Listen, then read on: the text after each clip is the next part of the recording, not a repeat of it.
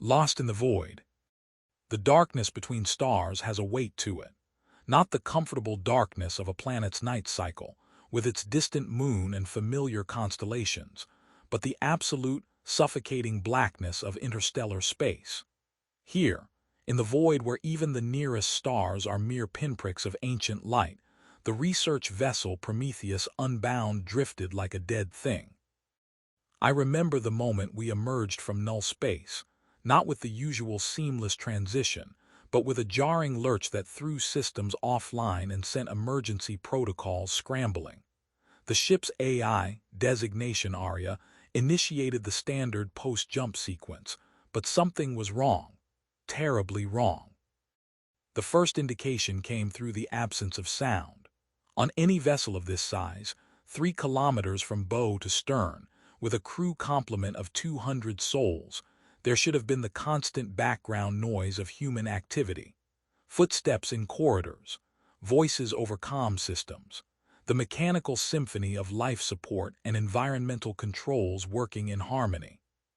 But there was only silence, broken by the occasional electronic whimper of systems struggling to maintain function. I accessed the cryogenic bay logs through my neural interface, though even that connection felt sluggish, as if the ship itself was falling asleep. The readouts made no sense. All 200 crew members remained in their cryopods, but their revival protocols had been initiated and then aborted. The pods were functioning perfectly, maintaining optimal temperature and atmospheric conditions, but the neural stimulation sequences that should have awakened consciousness had simply stopped. Arya's voice, when it finally came through the ship's comm system, was distorted with electronic artifacts that shouldn't exist in a system this advanced. "Commander Chen, I cannot establish contact with the crew. Revival protocols are failing at the consciousness threshold." The words hung in the recycled air of the command deck. Consciousness threshold, the point where cryogenic suspension ends and awareness returns. The crew's bodies were alive, their hearts beat, their lungs breathed, their brains showed activity, but their minds remained trapped in that liminal space between sleep and waking. I forced myself to move, though every step felt like walking through thick liquid. The artificial gravity fluctuated subtly, a sensation so slight that most would miss it, but I'd been in space long enough to recognize the early signs of system degradation. The ship's power grid was failing, and failing fast. The corridor outside the command deck stretched before me like a tunnel into nowhere. Emergency lighting had activated, casting everything in a sickly red glow that transformed the familiar passageways into something alien and threatening. The walls, normally a pristine white alloy, seemed to absorb the red light and reflect it back as something darker, more sinister. I passed the first cryogenic bay at Mark 7. Through the observation window, I could see the rows of pods, each containing a member of my crew. Their faces were peaceful in the way that only the deeply unconscious can achieve, but there was something wrong with the way they lay so still. Cryogenic sleep should have looked like peaceful rest, but this looked like death masquerading as sleep. The pod monitoring systems showed all green indicators, but I'd learned long ago that green didn't always mean good. It just meant that the systems were functioning within parameters. The question was whether those parameters were still relevant. Arya's voice crackled through the intercom again. "Commander, I'm detecting anomalies in the ship's temporal field generators. The null-space engines may have suffered a cascade failure during emergence." Temporal field generators, the technology that made faster-than-light travel possible by creating pockets of altered spacetime where the normal laws of physics bent just enough to allow impossible speeds. If those systems were compromised, how long were we in null space? I asked, though I already suspected the answer wouldn't be comforting. According to internal chronometers, 17 minutes and 43 seconds. However, external astronomical readings suggest a discrepancy. The stellar configurations don't match our projected exit coordinates. The words sent a chill down my spine that had nothing to do with the ship's temperature. In null-space travel, time dilation was supposed to be predictable. 17 minutes for us should have been 17 minutes for the universe, but the stars were telling a different story. I accessed the ship's astronomical database through my neural link, and what I found made my blood turn to ice. The stellar configurations weren't just different, they were impossibly different. Stars that should have been bright and young showed signs of extreme age. Others that should have been distant and dim appeared closer than theoretically possible. We hadn't just traveled through space. We'd traveled through time itself, and something had gone catastrophically wrong. The corridor lights flickered, and for a moment the red emergency lighting was replaced by absolute darkness. In that brief instant of blackness, I thought I saw something moving at the far end of the passageway, something that shouldn't have been there. When the lights returned, the corridor was empty, but the impression remained. Something was on this ship with me, something that had come back from null space alongside the Prometheus Unbound. I continued toward the engineering section, each step becoming more difficult as if the ship's artificial gravity was slowly increasing. The sensation was subtle but undeniable, and it spoke to a fundamental breakdown in the systems that kept us alive out here in the void. The engineering deck was a cathedral of shadows and red light. Massive power conduits ran along the walls like the arteries of some mechanical beast, and I could hear the strain in their operation. The normal hum of the fusion reactors was off-key, a discordant note that set my teeth on edge. Dr. Sarah Chen, no relation, despite the shared surname, was the ship's chief engineer. Her cryopod was located in the engineering medical bay, and I made my way there now, hoping that proximity to the power systems might have shielded her from whatever was affecting the rest of the crew. The medical bay was empty except for the rows of pods, each one a silent testament to the failure of our technology. Sarah's pod showed the same readings as the others, alive but not living, conscious but not aware. I placed my hand against the pod's transparent cover, and that's when I felt it. A vibration that shouldn't have been there, a frequency that seemed to resonate with something deep in my bones. It was coming from the ship itself, but it wasn't any mechanical vibration I recognized. "Arya, what am I feeling?" I asked aloud. The AI's response was delayed, and when it came, the voice was weaker than before. "Unknown, Commander. Ship's sensors do not detect the vibration you describe. However, I am experiencing difficulties in maintaining system coherence." System coherence. AI systems weren't supposed to experience difficulties in coherence. They either functioned or they didn't. The fact that Arya was struggling to maintain her own sense of self was perhaps the most terrifying thing yet. I left the medical bay and made my way deeper into the engineering section. The power conduits here were larger, more prominent, and I could see the problem immediately. They were overloading, channeling more energy than they were designed to handle. But where was the excess power coming from? The null-space engines sat in their containment field like a captured star, but something was wrong with their appearance. The usual blue-white glow of the temporal field generators was shot through with streaks of something darker, something that hurt to look at directly. I activated my neural interface's recording function, knowing that someone needed to document what was happening here. If rescue ever came, though rescue from where, in the middle of interstellar nowhere, I couldn't imagine, they would need to understand what had gone wrong. Personal log, Commander Elena Chen, Prometheus Unbound. We have emerged from null space into, I don't know where we are. The stellar configurations are wrong, impossibly wrong. The crew remains in cryogenic suspension, unable to awaken. Ship systems are failing in ways that shouldn't be possible, and I am experiencing phenomena that defy rational explanation. As I spoke, I became aware of a sound. Not the mechanical sounds of the ship, which were disturbing enough, but something else. Something that seemed to come from the very walls around me. It was a whispering. Not words, not exactly, but something that wanted to be words.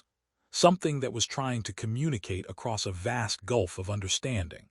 The sound made my skin crawl, made me want to cover my ears and run back to the command deck, where the familiar controls might offer some illusion of control. But I was the commander. These were my people, and I had a responsibility to understand what was happening to us. I forced myself to approach the null-space engines, though every instinct screamed at me to flee.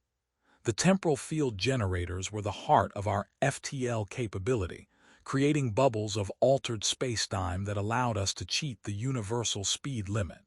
But looking at them now, I wondered if we'd been the ones being cheated. The dark streaks in the energy field were growing, spreading like an infection through the pure light of the generators. And as I watched, I began to understand what I was seeing.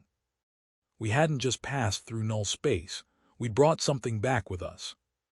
The whispering grew louder, more insistent. It wasn't coming from the ship systems. I realized that now. It was coming from the null-space engines themselves, from whatever we'd encountered in that impossible realm between here and there. I backed away from the engines, my mind reeling with implications. Null space was supposed to be empty, a mathematical construct that allowed for faster-than-light travel. But what if it wasn't empty? What if it was inhabited by things that existed in the spaces between spaces, creatures that lived in the mathematical impossibilities that our technology exploited? The red emergency lighting seemed to pulse in rhythm with my heartbeat, and I realized that the ship itself had become a living thing. Or perhaps it had been infected by something that was making it alive in ways it was never meant to be. I needed to get to the communications array. If I could send a warning, even a fragmented one, maybe other ships could avoid whatever fate had befallen us. The thought that other vessels might be traveling through null space right now, unaware of the danger, gave me a sense of purpose that cut through the growing terror.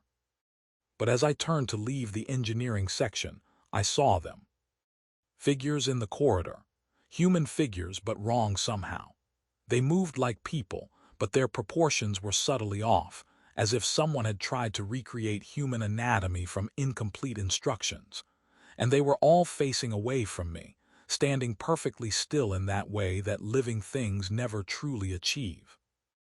I froze, my breath catching in my throat. The figures weren't crew members. I could see that now. They were wearing uniforms that looked like ours but weren't quite right, carrying equipment that seemed familiar but defied identification.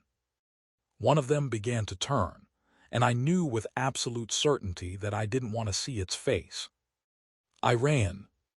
The corridors of the Prometheus Unbound had become a maze of shadows and red light, and I could hear footsteps behind me that weren't quite human. The ship's layout seemed to shift around me, corridors extending when they should have ended, familiar landmarks appearing in impossible locations. The communications array was on Deck 12. Section C, I knew the way by heart, had walked it 1,000 times in drills and routine operations. But now, the path seemed to writhe and twist, as if the ship itself was trying to prevent me from reaching my destination. Behind me, the whispering had become a chorus. Whatever was following me had been joined by others, and they were getting closer. I could feel their presence like a pressure against my mind, a weight that threatened to crush my thoughts into something else entirely. I burst onto the communications deck, my lungs burning with the effort of running through the increasingly thick air. The artificial gravity was definitely failing now, fluctuating in waves that made every step a challenge. The communications array was a massive installation, capable of transmitting across interstellar distances using quantum entanglement principles. If I could activate it, if I could send even a fragment of what was happening here. My hands moved over the controls with practiced efficiency, but the systems responded sluggishly. The quantum entanglement generators were showing anomalous readings, as if something was interfering with the fundamental particles we used for instantaneous communication. The whispering was closer now, just outside the communications chamber. I could hear them moving in the corridor, their footsteps no longer even pretending to be human. They were right outside the door. I activated the emergency broadcast protocol, overriding the normal transmission procedures. The quantum entanglement field began to build slowly, too slowly. The generators weren't operating at full capacity, and I could feel the presence of whatever was outside the door pressing against my thoughts. "This is Commander Alina Chen of the research vessel Prometheus Unbound," I said into the recorder, my voice steady despite the terror that threatened to overwhelm me. "We have encountered an anomaly in null space. The crew is unresponsive. The ship's systems are failing, and we are not alone in the void." The door began to open, and I saw them clearly for the first time. They wore the faces of my crew, but they weren't my crew. They were imitations, imperfect copies that had learned to mimic humanity but hadn't quite mastered the art. Their eyes were wrong, their movements too fluid, too graceless in their attempt to appear human. "Repeat, do not attempt rescue. Do not enter null space in this sector. Something lives there, something that learns, that copies, that wants to be us but cannot understand what we are." The quantum entanglement field reached critical mass, and I triggered the transmission. The energy surge was massive, far larger than it should have been, and I realized that whatever was affecting the ship's systems was also amplifying the communication array. The knot people in the doorway recoiled from the energy discharge, their forms flickering like bad holograms. For a moment, I saw them as they truly were, not human, not even biological, but something else entirely. Creatures of the void that had learned to wear human shapes like clothing. The transmission went out, carrying my warning across the quantum foam to the nearest relay station. Whether anyone would receive it, whether they would believe it, I couldn't know. But I had done what I could. The knot people recovered from their momentary disorientation and began to advance into the communications chamber. Behind them, I could see more of them in the corridor, an endless procession of imperfect copies wearing the faces of my friends, my colleagues, my crew. "Arya," I said aloud, knowing that the AI was still functioning on some level, still aware of what was happening. "Initiate ship-wide emergency protocol. Authorization Chen Echo 77 Delta." The AI's voice was weak but clear. "Emergency protocol acknowledged. Commander, what are your orders?" I looked at the approaching knot people, at the way their forms shifted and flowed as they moved, and I made the only decision I could. "Initiate null space engine overload. Set temporal field generators to maximum output." There was a pause, and I could feel the AI processing the implications. "Commander, that will create a temporal cascade event. The ship will be destroyed." "I know." Another pause. "The crew." "The crew is already gone, Arya. Whatever they were becoming, they're gone now. We can't save them, but we can stop this thing from spreading." The knot people were closer now, close enough that I could smell them, not the familiar sense of human bodies and shipboard life, but something else. Something that smelled like the void itself, like the space between atoms where nothing should exist. "Temporal field generators charging," Arya reported. "Overload will occur in approximately 4 minutes." I nodded, though there was no one to see it. 4 minutes, it would have to be enough. The lead knot person reached for me, its hand elongating as it extended toward my face. The fingers were wrong, too many joints, too many digits, as if the thing wearing human shape couldn't quite remember how many fingers humans were supposed to have. "Tell me," I said to it, to all of them, to whatever intelligence was driving this nightmare. "What are you? What do you want?" The knot person paused, its hand hovering inches from my face. When it spoke, its voice was like wind through empty corridors, like the sound of stars dying in the dark between galaxies. "We are the echo of your passage. We are the reflection of your consciousness in the void. You tore through our realm with your mathematics and your machines, and we followed the wound back to your reality. We want to understand what you are. We want to become what you are, but we cannot. We are too different, too alien. The words sent ice through my veins. They weren't malevolent, not in the way that human evil could be understood. They were simply so alien that their attempts to interact with us were destroying us from the inside out. So you take our forms, I said. You wear our faces. We try, but we cannot understand the thing that makes you human, the spark, the soul, whatever you call it. We copy the shape but not the substance. We become imperfect echoes of what you were. The temporal field generators were building to overload now. I could feel the energy building in the ship's core, a pressure that made my teeth ache and my vision blur. 2 minutes. And the crew, I asked, what happened to them? They are here, they are us. We are them, but the transformation was incomplete. They remain trapped between what they were and what we tried to make them become. I looked at the not people surrounding me, at the imperfect copies of people I had known and worked with for months. Dr. Sarah Chen's face stared back at me from a dozen different bodies, each one slightly wrong in its own way. The real Sarah was gone, consumed by these creatures in their attempt to understand humanity. 1 minute to temporal cascade, Arya announced. The not people seemed to understand what was happening. They didn't flee or attack. Instead, they simply watched me with those wrong eyes. You will die, the lead not person said. All of you will die. Yes, I agreed. But you won't be able to use our ship to reach other human settlements. You won't be able to spread to other worlds. This ends here. The temporal field generators reached critical mass, and I could feel reality beginning to bend around the ship. The null-space engines, designed to create controlled pockets of altered space-time, were instead creating an uncontrolled cascade that would tear the Prometheus Unbound apart at the molecular level. In the final moments, as the energy built to its inevitable climax, I saw something unexpected in the faces of the not people. Not fear, they were beyond such human emotions, but something else. A kind of sadness, perhaps, or regret. They had only wanted to understand us, to become like us. But they were too alien, too different from the universe of matter and energy that humanity inhabited. Their very existence was toxic to ours, and our technology had given them a doorway into our reality.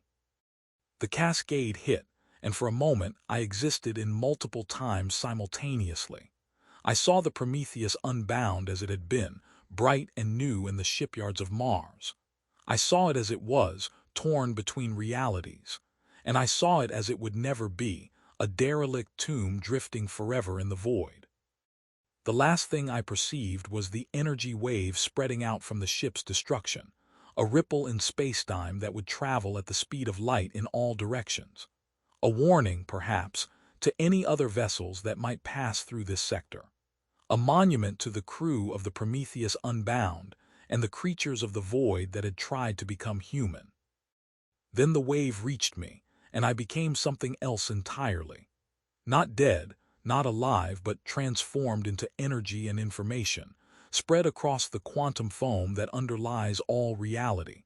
My consciousness expanded to fill the space between atoms, and I understood at last what the creatures of the void had been trying to tell us. They weren't invaders or conquerors.